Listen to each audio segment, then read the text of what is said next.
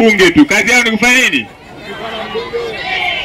Huyo hafai, huyo hafai. Jamani, nimefanya makosa kuwaletea shule, nimefanya makosa kuleta umeme. Sasa kosa langu mimi liko wapi? Wanasema huyu tunabadilisha. Lakini nasema hayo ni mawazo ya saruni. Kuna wengine wanakaa saruni tu wao wakiwadanganyana huko. Na elimu ya mjinga ni majungu. Kwa hiyo nataka niwaombe ndugu zanguni, watu wanapita huko, wanasema mbunge hatufai. Kwa nini? Hapatani na madiwani. Kwa nini hapatani na madiwani? Waseme za sababu kwa nini hapatani na nyinyi.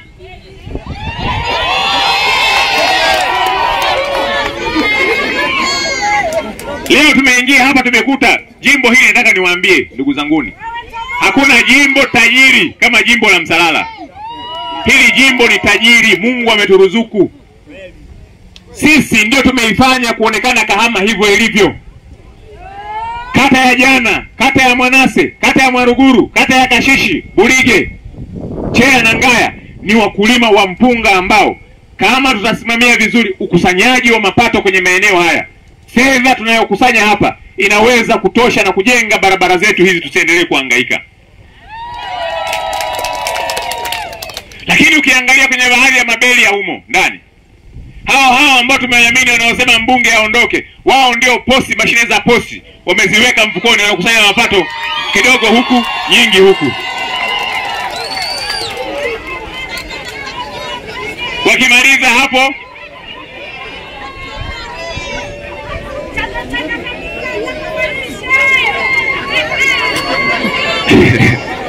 Jana oye.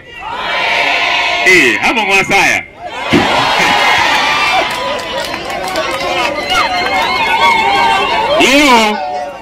Leo hii Kagongwa imekuwa hivyo ilivyo kwa sababu yetu sisi.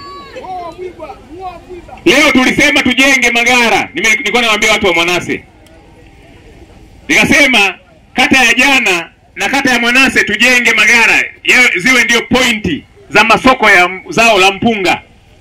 Tulitenga fedha mheshimiwa diwani milioni 80. Tukasema milioni 40 ije hapa na milioni 40 nikaanza na kuwapa milioni 10 pale Mwakuhenga waanze kujenga gara.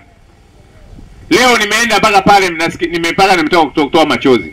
Hela niliyoitoa kujenga gara lile limeshaota majani, hata alionekani msingi hauonekani. Leo tulisema hapa Jana tuwe na eneo, tutenge eneo, tujenge gara. Eneo anasema mmetenga, tukatenga budget ya fedha ya CSR. Mimi nimepambana kuhakikisha kwamba fedha za CSR zinafika Matinje.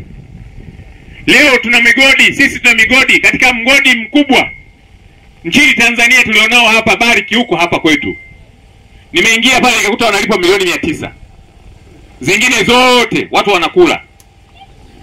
Tukasema hapana, twendeni tupambanewisha ya kwamba kwanza tunapata fedha kwenye migodi hiyo. Tukapambana, nilipoenda mule ndani tukaenda kufanya vikao, tukatoka kwenye mapato ya milioni 900 kwenda kwenye zaidi ya bilioni 2. Tukasema sasa bilioni 2 hizi, kwa sababu kuna wananchi wao Jana wao ni wakulima wa mpunga na kuna beria nyingi mno, wanatozwa ushuru, na ule ushuru fedha zinaingia kwenye halmashauri japo sio zote, na fedha hizo zinaenda kujenga madarasa Bulyanhulu na maeneo mengine, na sisi tunataka fedha hizo ziingie asilimia kadhaa itembee iende kwenye maeneo mengine ikaleta maendeleo. Tukatenga, na mimi kwa sababu nilikuwa mjumbe wa kamati nikaenda sasa kwenye kamati ya nishati ya madini bungeni, nikapambana tuunde kanuni za kusimamia mfuko wa fedha CSR. Zikatungwa kanuni kwamba pale itabaki asilimia 60 na asilimia 40 sasa itasambaa kwenye maeneo mengine kwenye miradi ya kimkakati. Na ndio maana mmeona hata ile ndani ya Matinje pale tulileta fedha na tumeendelea kuleta fedha za CSR. Hata kwenye bweni tumeongeza fedha za CSR pale kwa ajili ya ukamilishaji vitanda na mambo mengine.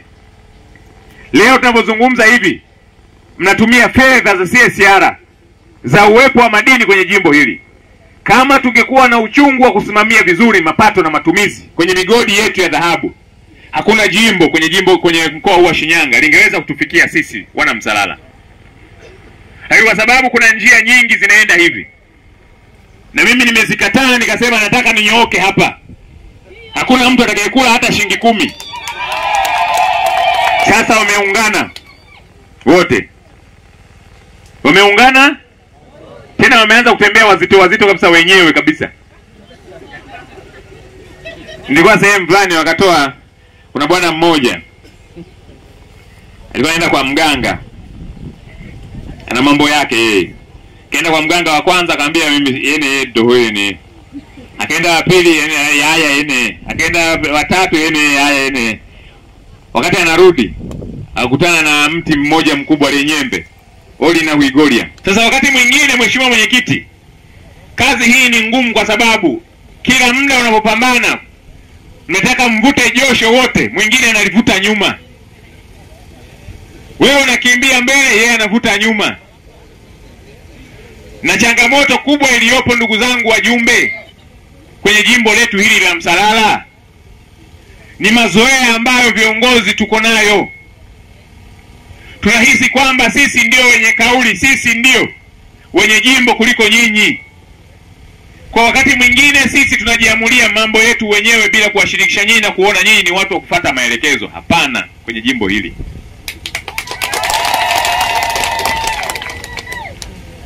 Sasa azma yangu iko pale pale, kwa sababu tayari fedha tulileta,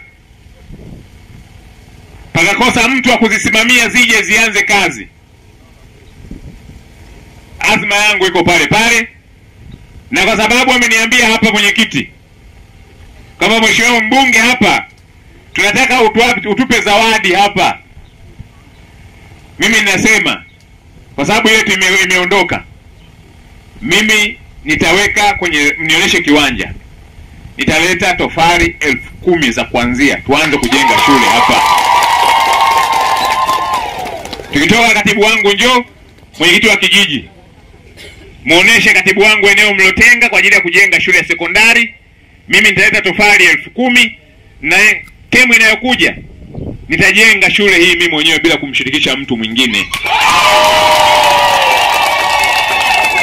Tunataka tuwe na shule 2 hapa ili kupunguza umbali mrefu. Lakini kata yetu hii ni kubwa. Kata yetu ni kubwa. Leo wakati wenzetu wa Nzega wanakaa wamoja,